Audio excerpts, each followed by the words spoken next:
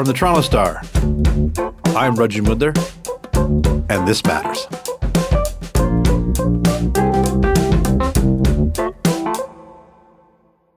With the U.S. election upon us, experts are warning to be prepared to wade through all kinds of disinformation. You know, they're trying to start a rumor. It's disinformation. That's the only thing they're good at. They're not good at anything else. They get nothing done. Do nothing, Democrats. That Putin wants to make sure I get elected.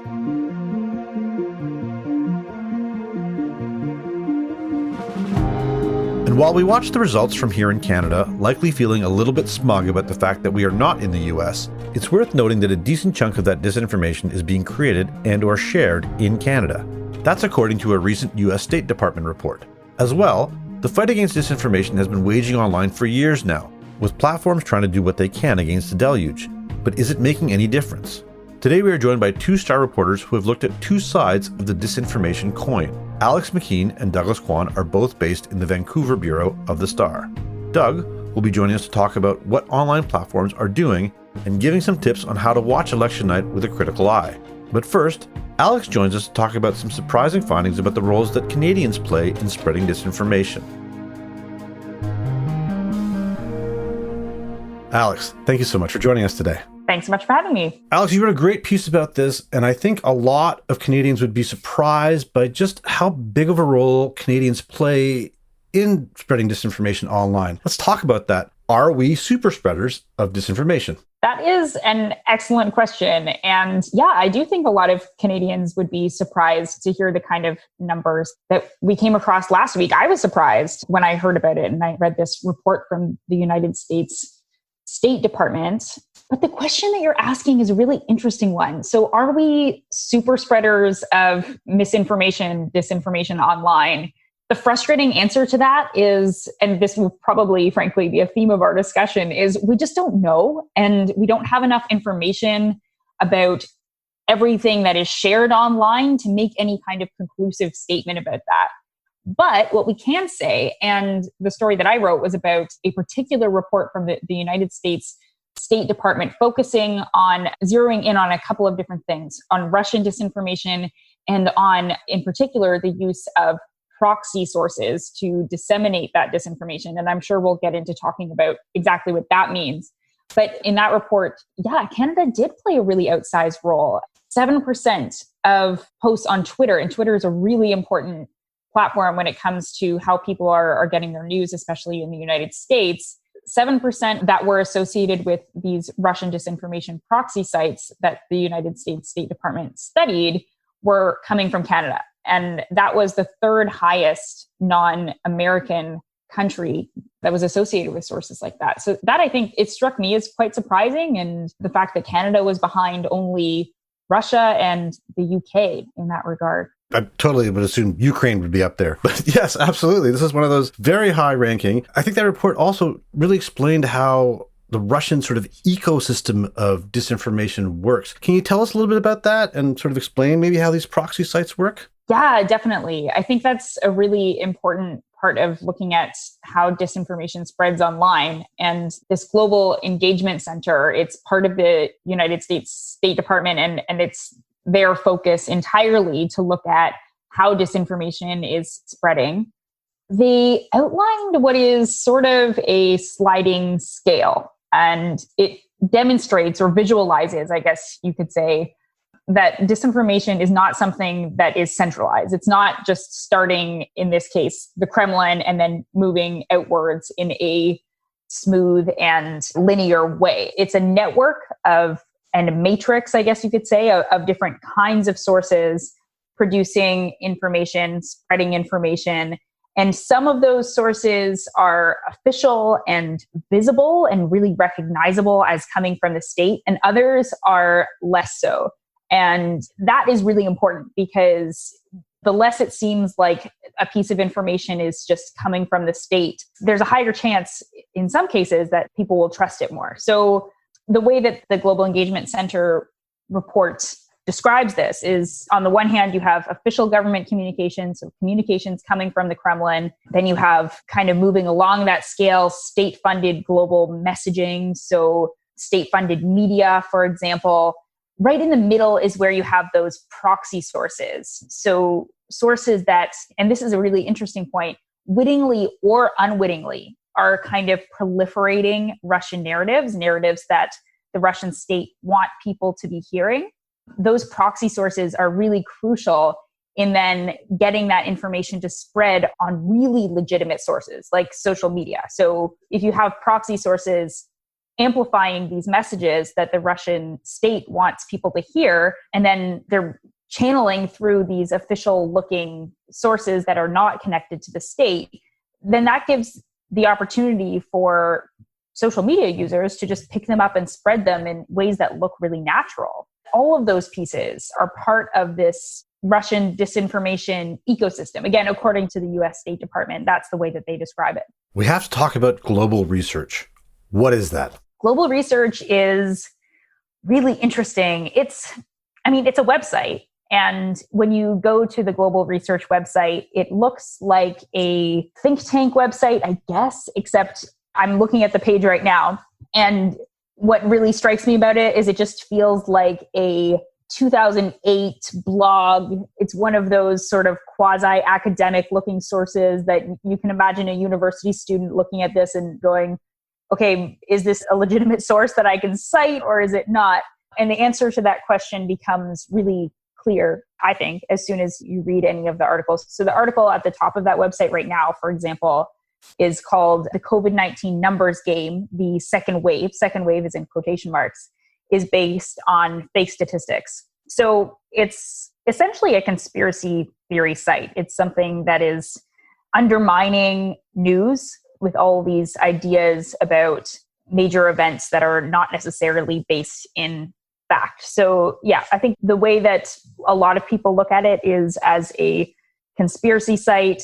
The way that the State Department looks at it is even harsher, I would say, than that. The State Department views it as one of these proxy sources, a source that, again, wittingly or unwittingly, is promoting and amplifying Russian narratives and conspiracy theories and messages that the state wants Americans and Canadians and people around the world to hear. I took a look at the site. It seems like a clearinghouse of a lot of conspiracy theories. But the interesting thing about it is that it's run by a former University of Ottawa professor and has been operating for almost 2 decades. And it kind of comes in and out of the news, but it sounds and feels like there's not much that can actually be done about this, right?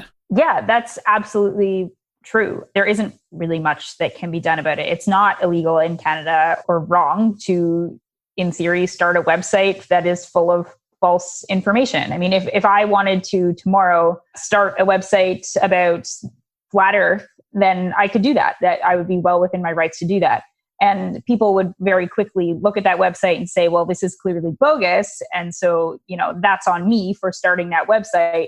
But there would be no legal action taken against me. I can publish anything I want, really, short of hate speech that promotes violence, right? So there is a lot of leeway that this University of Ottawa professor, and you refer to him as a former professor, that's kind of true. He's a retired professor and he's still on the University of Ottawa roster, I guess, in that capacity. So Michel Chusudovsky is a professor who runs this website. And that's part of giving this website its legitimate look, right?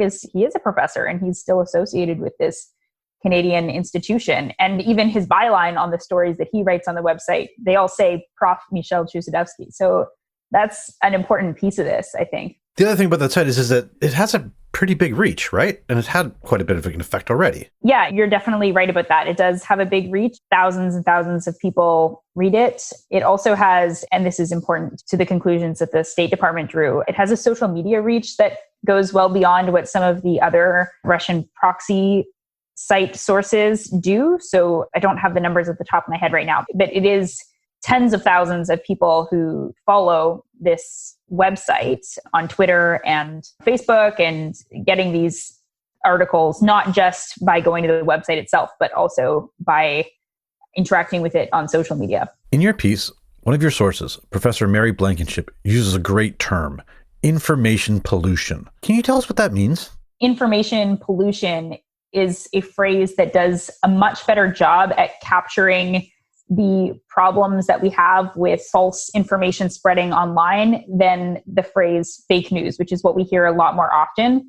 fake news is a term that has become incredibly loaded and weighed down with all sorts of political connotations. It's married to this idea of distrust of media sources, and that's its whole own kind of problem and ballgame. But if we think about this phrase information pollution, there's a really good visual to that, I think. It strikes in my head anyway of, okay, we're all operating in an online ecosystem of some sort. And whatever it is that we're breathing in, it's polluted. It's polluted with stuff that is not quality information. It's not going to help us to understand the world as we hope it would. And that can be for all sorts of reasons. It doesn't have to be that somebody is lying to us overtly. It could also be these other more subtle ways of disseminating mistruths online. One of the things that your experts brought up that I'm curious about is professor said they don't have the capacity to live monitor disinformation. Is that even an option? Isn't there just too much? Yes. And that's why we don't have the capacity to monitor it, I think. And even the idea of monitoring all the information that is being spread online, I think that strikes me and probably you as absurd, doesn't it? Like, there's so much information that is being shared all the time. But we are certainly limited by the fact that we don't really have very much infrastructure set up for at least understanding the extent of the misinformation that is spreading online or that's coming from Canada. We really have a very poor understanding of the degree to which Canadians are contributing to misinformation that is spreading online. And there aren't, short of trying to monitor the entire internet, it would be really hard to actually get a full picture of that. So yeah, you're right. There's just too much happening online, and we're not watching it even as closely as the United States and the GEC are. But even if we were, we wouldn't be getting a full picture. Absolutely. And fingers crossed, no chaos. Alex, I really want to thank you for your time today. Okay. Yeah. Thank you so much. It's been great. That was Alex McKean, a reporter with The Star who is based in Vancouver.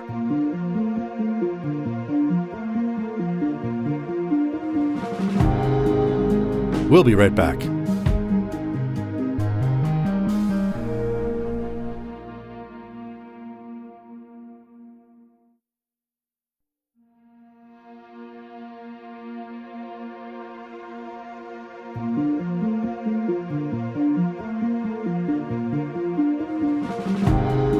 We are now joined by Douglas Kwan, who is also based in British Columbia for The Star. First off, I want to thank you so much for being on This Matters. Good to be with you. So, Doug, this is a great piece, and let's just start at the beginning. There's already been a ton of disinformation and misinformation flying around on these social media platforms. What are some of the examples that you've seen in the lead up to the election? Oh boy, where to begin? Just in recent weeks, there have been a number of headlines really all over the continent about all matter of misinformation related to the election. There was a story recently about how someone had purportedly found a dumpster in California that was filled with over 1,000 mail-in ballots that had been discarded. That was quickly debunked. It was determined that the images that were posted on social media were from the 2018 election. These were apparently discarded empty envelopes from that election. There was another post that was sent on Facebook. A bunch of people reported getting these messages saying that, if they showed up at a polling station and a poll worker ended up writing on their ballot that could somehow invalidate their ballot. Well, that turned out to be flatly not true. What's amazing is that it's not just, social media where this disinformation is being disseminated. People in multiple states have reported getting robocalls suggesting that if they mail in their vote, that somehow their personal information could get on this public database. Again, that was determined to be just flatly wrong. Okay, so that's where we were, but all the experts believe that right now we're about to hit the main event, election night. And basically, we have to be prepared for just about anything, right? I mean, I think one of the terms in your piece is information chaos, right? Absolutely. I mean, one would sort of think that as the election campaign winds down, so too does the disinformation, but it's actually quite the opposite. As my piece cited, there's this coalition of research institutions out of the US called the Election Integrity Partnership. And they posted an article on their website recently, which was kind of astounding. They predicted that come election day, and not only election day, but election night, and in the days following the election, there would be what they described as chaos. They say, to expect so-called false narratives to emerge across the social media landscape with two sort of ultimate objectives. One being to, discourage people from going out to vote in the first place. And secondly, more broadly, to kind of sow doubt and uncertainty and confusion about the electoral process and to basically undermine people's confidence in democratic institutions. And they say that this could take myriad forms. As we know, on election day, there's bound to be long lineups. People will exploit images of these long lineups to discourage people from voting. Similarly, there are bound to be some hiccups here and there with voting machines or other irregularities. Again, there's an anticipation that these so-called bad actors will seek to exploit these hiccups and make it seem, much larger in scope and much more severe than it actually is.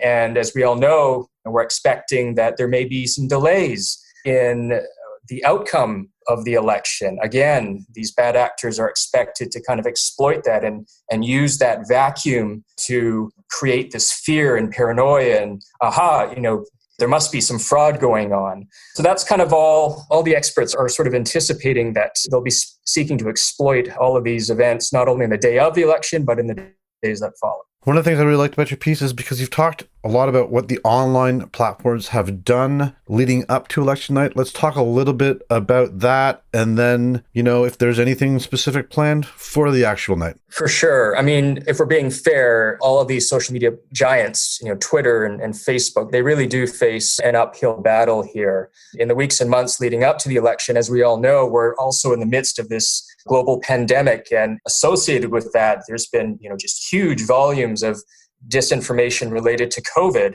And so they've been having to deal with that on top of having to deal with the huge volumes of disinformation related to the US election. So what we know from their public statements is that they have taken steps, for instance, to block or suspend literally thousands of accounts, social media accounts that have been linked to harmful dissemination of misinformation. But as we all know, that only kind of scratches the surface. So on top of that, they've taken additional measures. Twitter, for instance, in recent weeks, if you're on Twitter, you know that if you want to retweet someone's post, it's pretty easy to do that.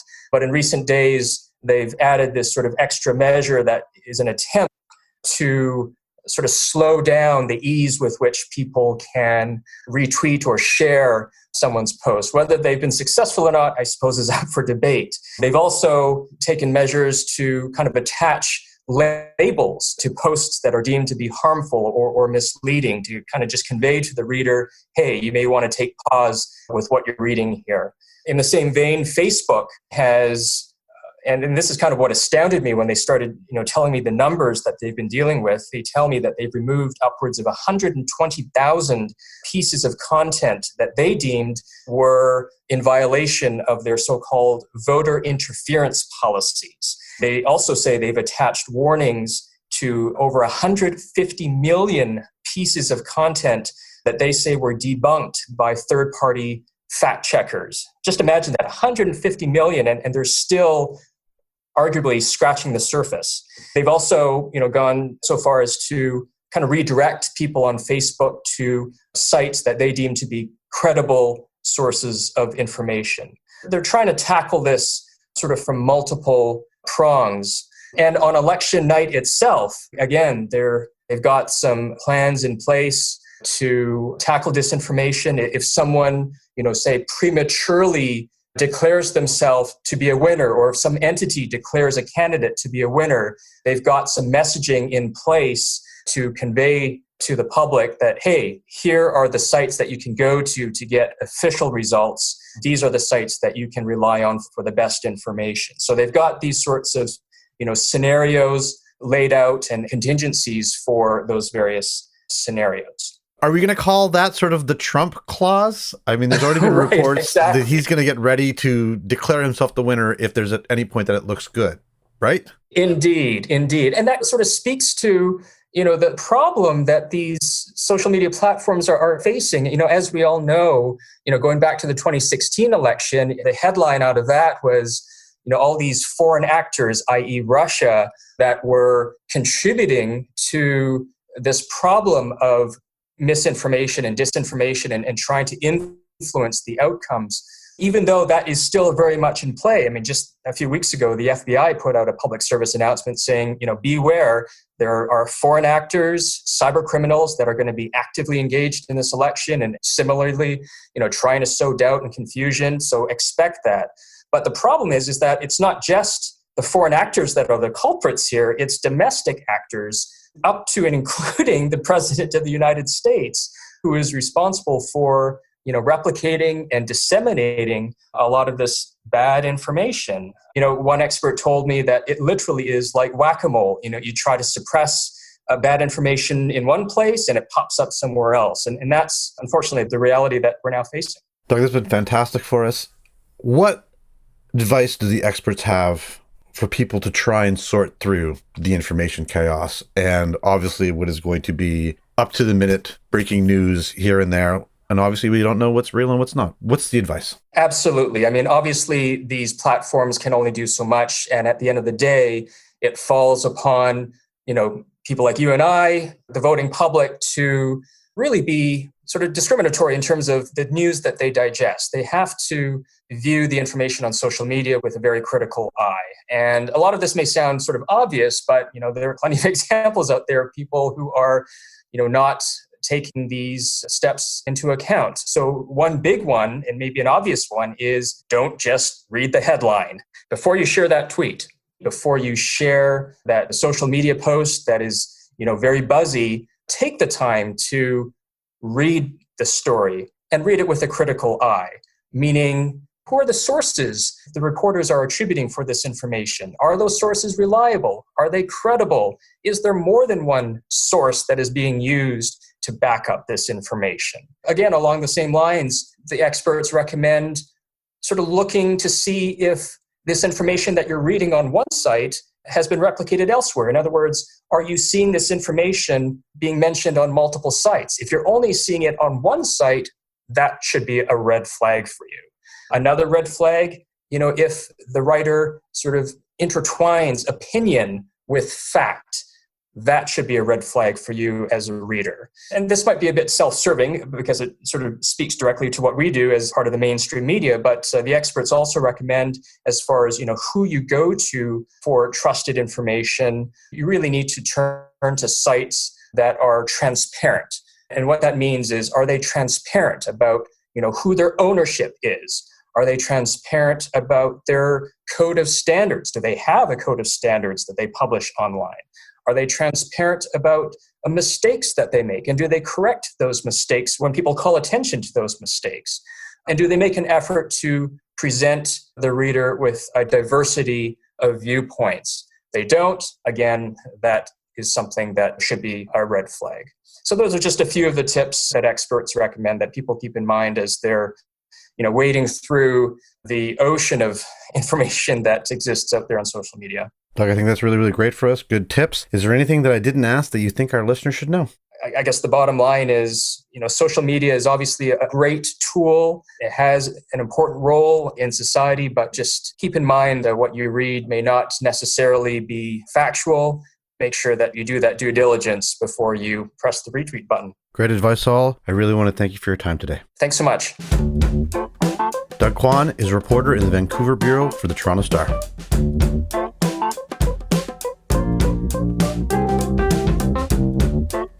That's it for today. Thanks so much for joining us. This Matters is hosted and produced by me, Rajat Mudler, Adrian Chung, and Saba Etizaz. Produced and mixed by Sean Pattenden, and our director of programming is JP Fozo. Our show theme music is by So Called, and our episode music is by Mike DeAngelis. We want to hear what stories matter to you. Please send us comments, questions, or ideas to thismatters@thestar.ca. please consider supporting the journalism the Toronto Star newsroom does at thestar.com. And don't forget to subscribe to This Matters on Apple Podcasts, Spotify, or wherever you listen to your favorite podcasts. Let's talk soon.